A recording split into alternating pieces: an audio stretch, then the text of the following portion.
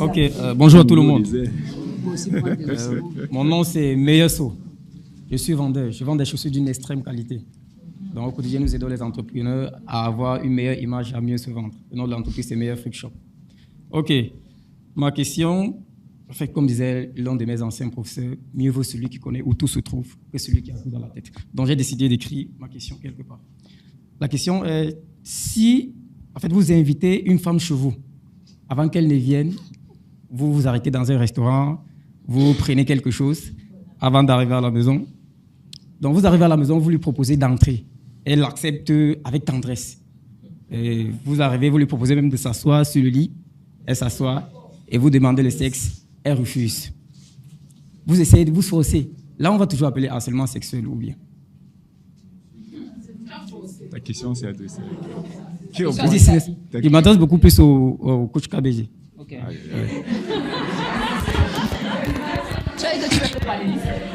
Je peux reprendre la question. Ok, mais Je peux reprendre la question. Oui, reprends la question, mais avant de répondre, je vais te poser une autre question pour bien comprendre le contexte. J'ai dit, n'est-ce pas? Si vous invitez une femme chez vous, Oui. avant qu'elle n'arrive, vous La vous femme, arrêtez. c'est qui pour vous? Ça peut être une camarade. Ok. Oui, Parce c'est que pas votre copine. le harcèlement, là, ma réponse va dépendre de la relation que tu as avec la personne. Ça peut aussi être une collègue du service. On est dans le cadre professionnel. Bon, Oui, une collègue. choisis. En fait, si la question te concerne directement, sois précis. Ouais. Tu n'es pas est-ce filmé. Est-ce Une que tu es en collègue. couple On va avec couper. la personne? Est-ce que Tu entretiens des relations intimes avec la personne déjà? Non, tu n'as Voilà. pas les relations intimes. Donc, Parce que la réponse, justement, va être influencée par un certain nombre oui, d'éléments. je veux dire que ce soit une collègue de service ou une amie, tant qu'il n'y a pas de relation, ça veut dire que vous êtes encore... Il n'y a rien entre vous. Mhm. Elle arrive dans la chambre, tu dis Elle arrive à la maison. Non, vous passez d'abord dans un restaurant. Oui. Vous arrivez chez vous même. Pourquoi tu insistes sur le restaurant comme ça? Écoutez. Ça veut dire qu'elle a à manger, donc il faut qu'elle paye. Non, je veux comprendre. Ouais, vous arrivez à la maison, vous discutez un peu au salon. Oui. Et puis vous lui proposez d'entrer dans la chambre. Oui. Elle accepte avec joie. Et vous, avant d'entrer dans la chambre. Et vous arrivez dans la chambre, vous demandez maintenant le sexe. Elle refuse. Vous Oui. forcez. Alors, Là, si peut-être vous forcez jusqu'à vous parvenir à obtenir ce que vous avez, ce que vous voulez. vous voulez obtenir. Oui. Elle vous porte, est-ce qu'elle aurait raison d'aller vous porter même plainte? je vais... Ok, je ne sais pas si... Elle refuse, vous Forcé. Vous forcez. Oui. vous forcez. Voilà. Forcer, ça veut dire contre la volonté déjà. Non, mais je suis Non. en train- Non. Non. Il faut faire très attention. Insister verbalement ou par message est différent de forcer physiquement. Parce que lorsqu'on passe à l'acte sexuel, ça veut dire qu'il y a des vêtements qui ont été enlevés, il y a des... Donc, je ne sais pas si tu as déjà la réponse à ta question pour dire qu'elle a raison d'aller porter plainte. On doit pousser un peu plus loin. Mais lorsqu'elle dit déjà non et que tu forces physiquement, non, regarde, c'est du harcèlement, c'est du viol. Voilà. Mais, j'ai Parce envie- que ce que je voulais rajouter même, je voulais te répondre en te disant ceci. Ce qu'il faut comprendre, c'est quoi? Même si c'était ton épouse, je vais dire, quand dit ton épouse, ça veut dire vraiment que tu as fait tout ce qu'il fallait faire. Ça veut dire que tu as fait la dot et puis tu as fait le mariage, tout ce qu'il faut faire en fait. Et que tu l'obliges. Et quand elle te dit déjà non, si tu continues, c'est une infraction. Même si on pourrait peut-être pas parler d'harcèlement, mais on parle de viol. Et là, tu peux faire la prison pour ça. C'est au moins que... Oui, bien sûr, on viole Non, sa je veux femme. comprendre. Je veux comprendre. En fait, de la même manière que la femme aussi peut violer son homme. Parce qu'on a tendance à croire que c'est seulement un seul côté.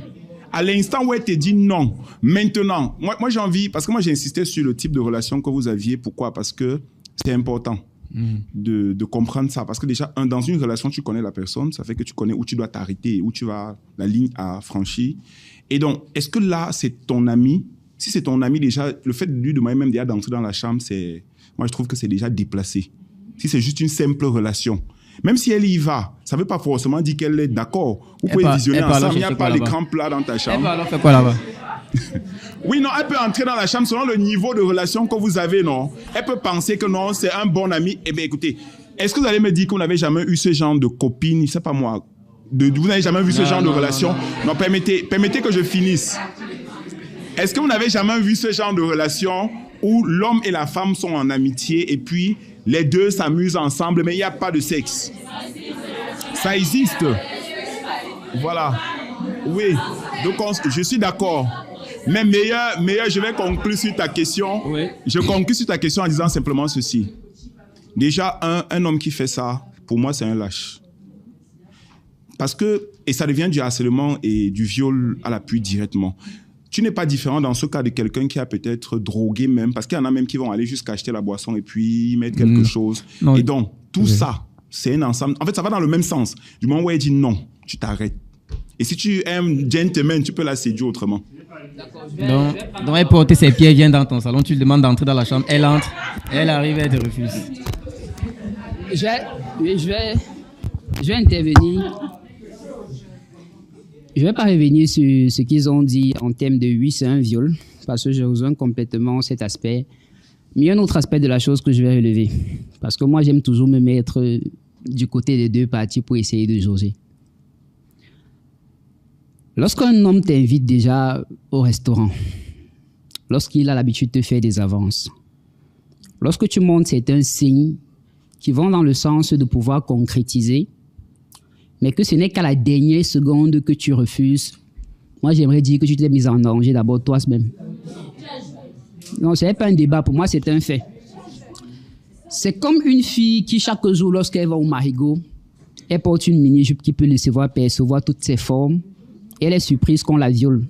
Je n'encourage pas le phénomène, je ne dis pas que c'est une bonne chose, mais je dis tu as eu des actions, un caractère qui a poussé à ce que ce qui t'arrive puisse t'arriver. Qu'est-ce que tu fais dans la chape d'un homme sur ton lit si tu ne veux pas faire?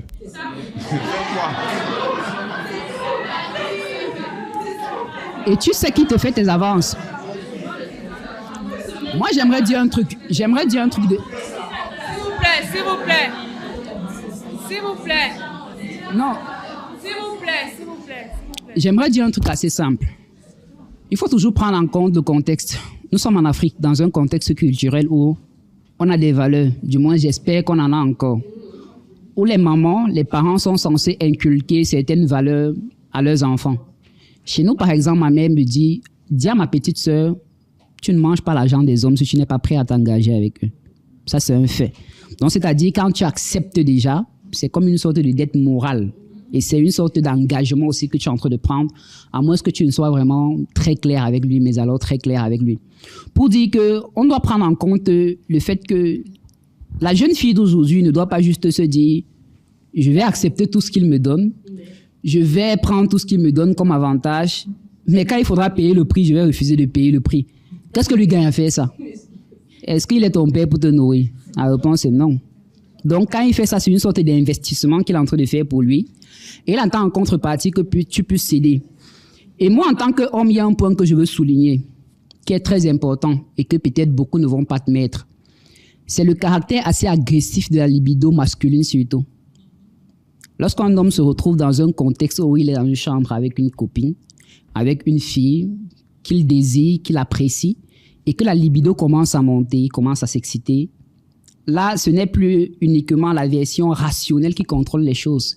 Il y a beaucoup trop d'émotions qui entrent en jeu. Il y a le fait qu'il est déjà excité, le fait qu'il veut absolument subvenir à son désir. Et là, ça devient vraiment autre chose. Sauf que vous avez laissé que ça arrive là parce que vous avez laissé provoquer ça. Et dans ce contexte, est-ce que vous n'êtes pas un peu complice de ce qui arrive? C'est la question que moi, j'aimerais poser. Donc, je n'encourage pas le phénomène, mais je veux juste interpeller la jeune fille ici à pouvoir éviter même que ça n'arrive à un certain niveau. Parce que le fait de pouvoir donner une certaine facilité, le fait de pouvoir céder, le fait de pouvoir aller jusqu'à un certain niveau, c'est en quelque sorte être complice de ce que vous savez intérieurement en vous-même qu'il va moins essayer de faire. Même si par la suite il le fait avec brutalité, on considère ça comme du viol, au moins au fond intérieur de vous, vous saviez que ça pourrait arriver. Donc peut-être la chose à faire, c'est de couper court. Tu peux aller manger au restaurant, après tu fuis. Tu rentres chez vous. Tu n'es pas obligé d'aller chez lui. Et surtout qu'il a précisé qu'il a un salon. Il y a les canapés au salon, il y a la chaise au salon. Toi, tu laisses le salon, tu pars t'asseoir dans la chambre, on te demande, tu veux boire quoi? Tu dis le jus. Tu bois le jus. Et après, Je précise bien que je ne suis pas en train d'encourager. Je n'encourage pas le phénomène. Mais au moins, il y a des éléments annonciateurs, des signes qu'il faut savoir décoder, et pouvoir prendre la poudre d'estampette tant qu'il a encore temps. Sinon, Tu vas te faire violer, tu vas aller porter plainte. Mais le pire, c'est que l'acte est déjà fait. Tu t'es déjà fait violer. On a déjà porté atteinte à ton intégrité. C'est un phénomène ou un trouble psychologique que tu vas porter à vie. Peut-être parce que tu as accepté de manger au resto. Tu as accepté qu'on te donne l'argent de transport. Non. Donc, il faut peut-être couper beaucoup plus tôt pour ne pas avoir arrivé à ce genre de situation où on est à la case de non-retour. Parce que plus tard, même s'il subit des sanctions, ça ne va pas te rendre ce qu'il t'a enlevé. Imagine, tu étais vierge. Donc, pour dire un peu que je ne soutiens pas le phénomène, mais il faudrait également qu'on puisse comprendre qu'il y a un certain nombre de choses nuancées parfois qui entrent tout autour de ce phénomène-là et qu'on devrait absolument prendre les précautions nécessaires pour pouvoir éviter avant que ça n'arrive au point de non-retour. D'accord. J'espère que le message est passé.